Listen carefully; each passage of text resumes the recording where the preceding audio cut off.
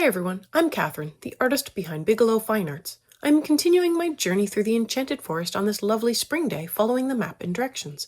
I see many wonderful sights and an owl peeking down at me as I'm following the meandering trail through the forest. Come join me on my journey through the Enchanted Forest to discover the mystery that awaits in the castle at the center. Welcome to part 6 of the beginner lesson. Remember, this page may not look beginner-friendly, but every page can be made beginner-friendly. I believe in you and I know you can do this. So if you have to, grab a sheet of paper and cut a hole out to hide the rest of the page. Today I wanted to work on more flowers, so I chose these lovely bluebells. It might seem a little odd to have them with a blue background, but I know they will look great. I am coming in with a base layer of light ultramarine and covering both of the flowers with a light layer. If you haven't already, go ahead and hit that subscribe button. It helps keep you informed of when I post new videos, as well as join in on the color-alongs. I have palettes and timestamps in a Patreon post, so go check that out if you want the whole list of colors. Subscribing is the best way to keep up with the color-alongs. With the cobalt blue, I want to add in some shaping, begin to show the rounded bell shape of the flower, as well as help it stand out from the blue background. I give a light layer at the top as well as down one side of the flower, which I feather out to the other side. Then I give the other side a thin layer to help define it from the background. So there should be a highlight just off center of the flower.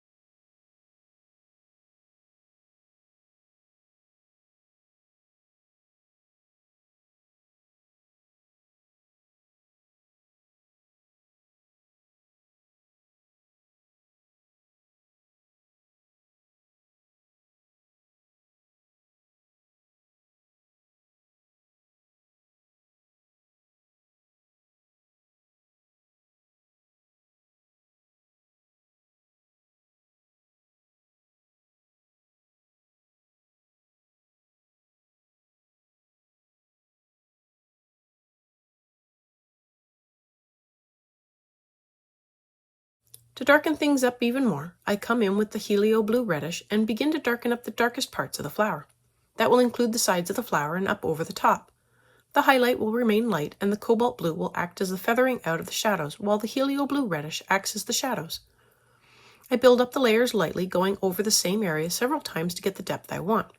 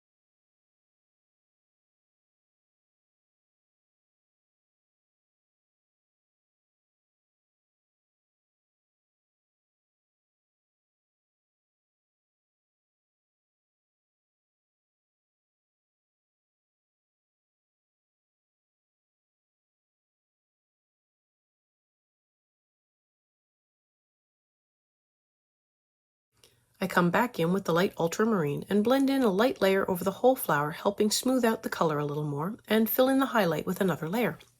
And now the flowers really stand out against the blue of the background.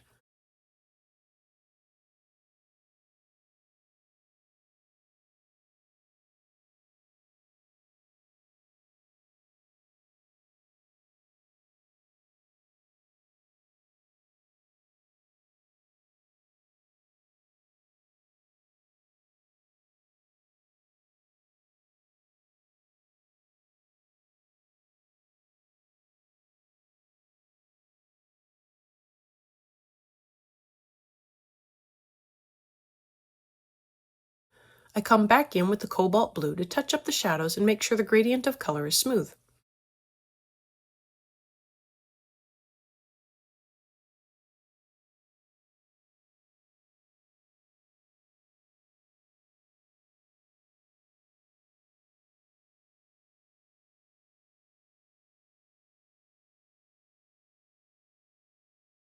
Finally, I add in sepia to make sure I have a good amount of contrast between the shadows and the highlight. This will really help the flower to pop more.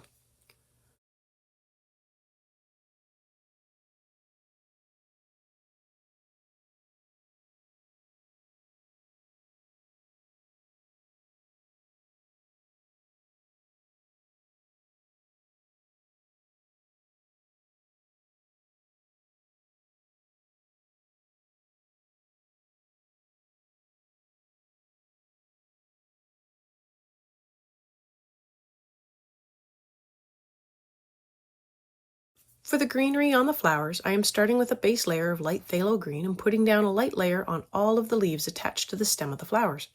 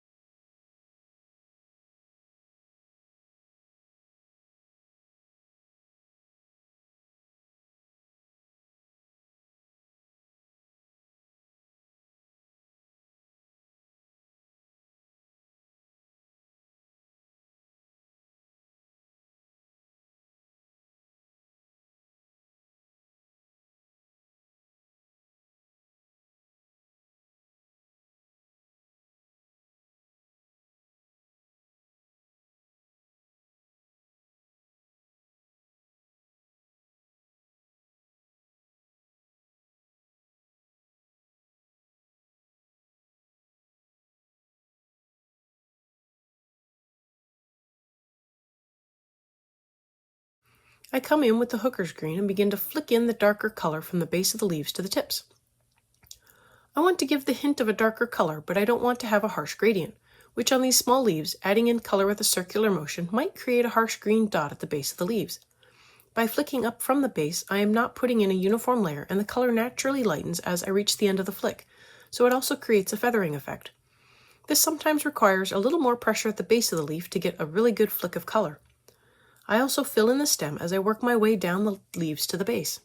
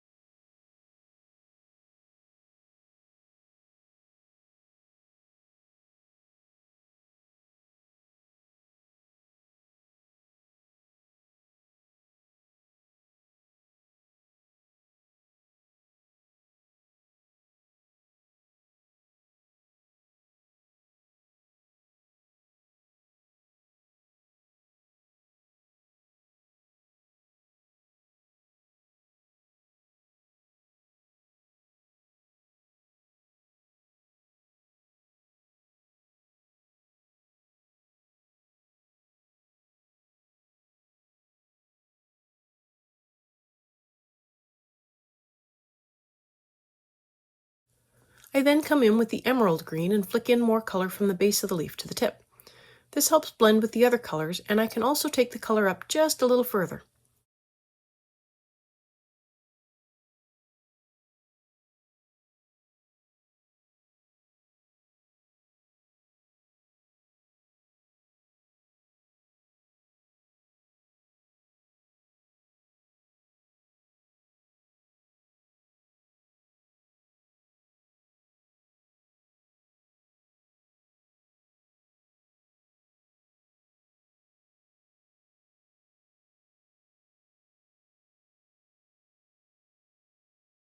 To finish off the little bit of stem at the bottom, I come back with the hooker's green.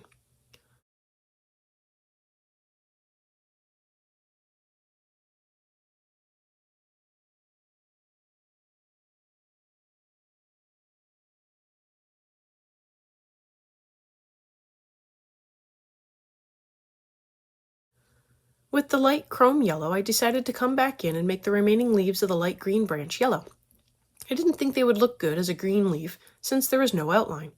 I also decided to include the other two leaves as being part of the grouping and will work them up with a similar color scheme.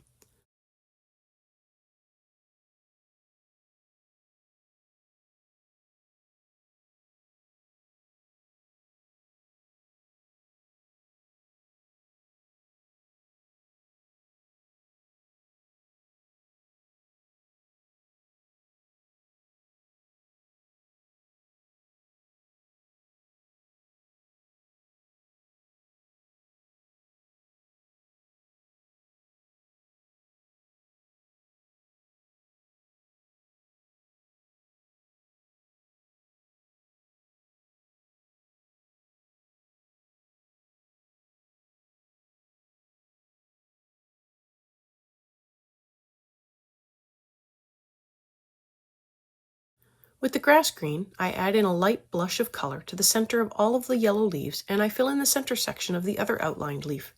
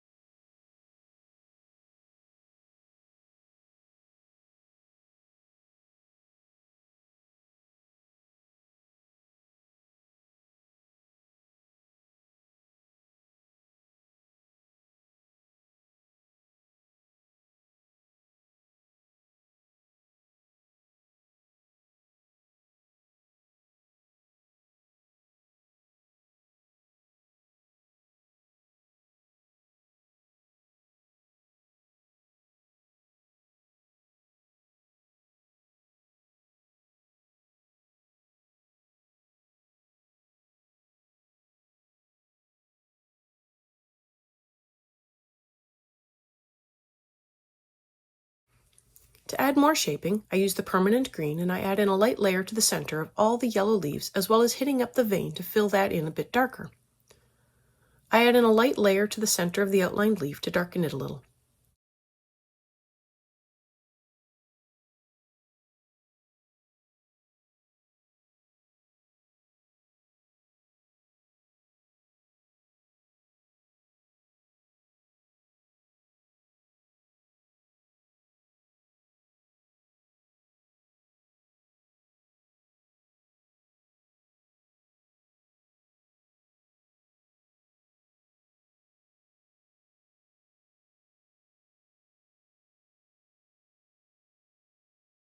I use the dark green to darken just at the center vein on the leaves, then a light layer on the outlined leaf.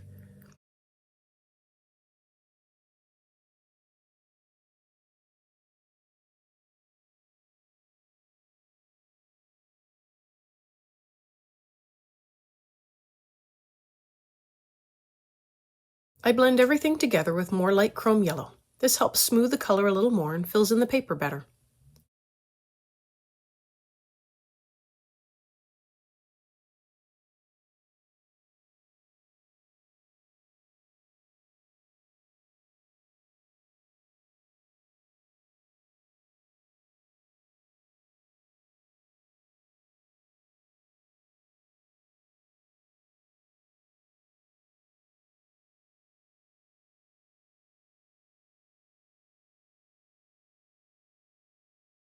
With the grass green, I blend in a light layer over the leaf again to help tint it a little more to the green shade, but without making them too green. I was aiming to have them look like young, newly opened leaves and wanted to have that bright yellow-green for them. This is also why I want to keep the outline or the edge of the leaf yellow. If you've made it this far and have enjoyed coloring along with me or just watching this page of leaves come together, I'd appreciate it if you'd give me a like and subscribe to stay informed of when I post more videos. It really helps me out. Check out my blog posts on Patreon. I have a short write-up, my palettes, and a list of the chapter breaks, and they're available for everyone. If you have any questions or page requests, please leave them below or reach out to me on social media. I put a list of chapter breaks in the show notes, as well as a list of equipment I like to use. If you use any of my affiliate links, it really helps me out without costing you a thing. I post 3 times during the week, and subscribing is the best way to stay in the loop.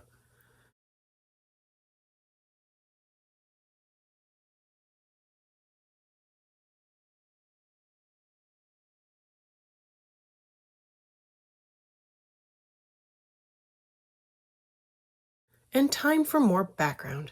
Every little bit I do now is less to do later.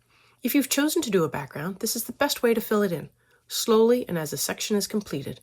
I like this method as it means I'm not sitting there coloring huge sections in one color and feeling like it will never end and having to sharpen the same pencil over and over and over again.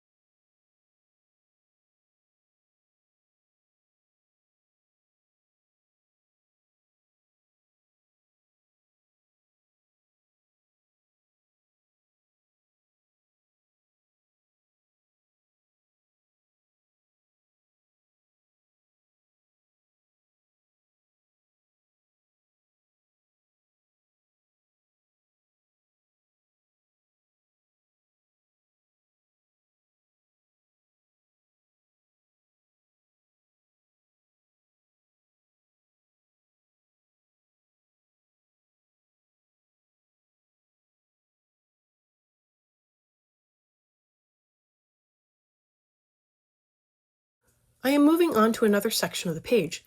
I wanted to work up these ivy leaves, so I am coming in with earth green and I am putting in a light layer over all of the ivy leaves on this vine.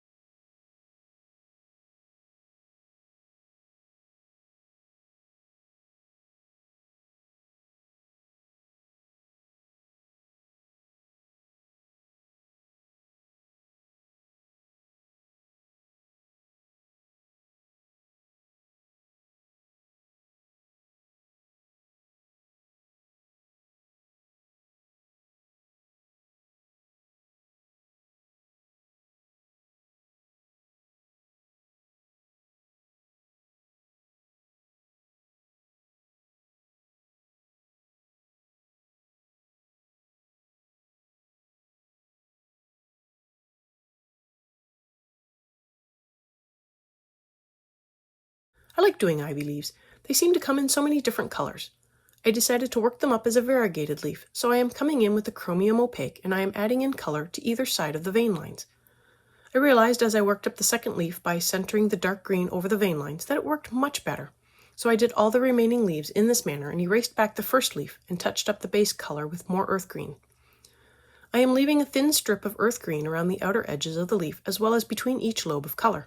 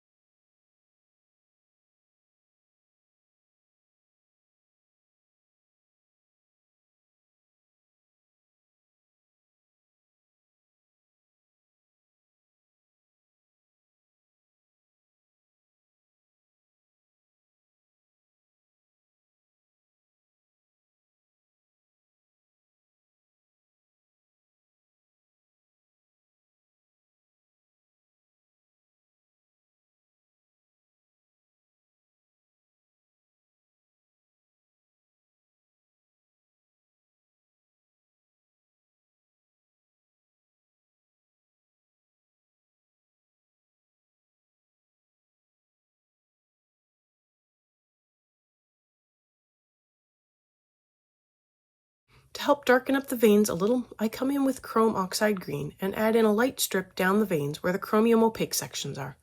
It helps the veins stand out a little more.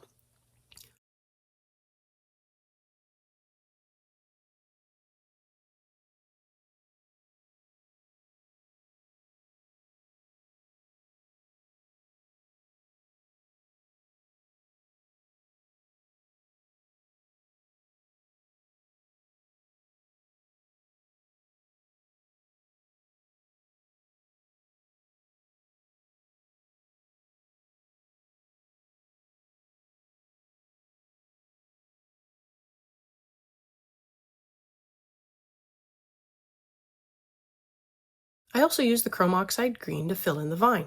Yes, I missed a little curl at the top. I will get to it in a later video. Feel free to fill it in now.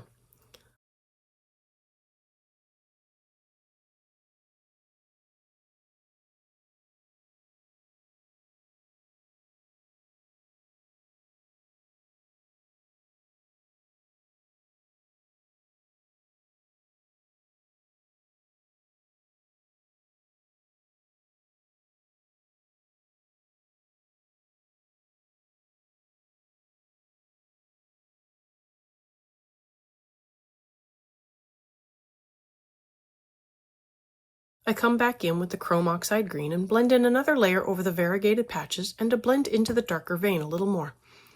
And there are some variegated ivy leaves. Pretty fun to work up. Thanks for joining me on this adventure today. Let me know below or on social media if you colored along. I'd love to know how you did. I believe in you and I know you can do this. I want to thank you all so much for coming along and joining in with me on this coloring journey. I appreciate all of my subscribers and look forward to more of you joining in and coloring along with me. Please like, share, and subscribe to help that happen. Until next time, happy coloring.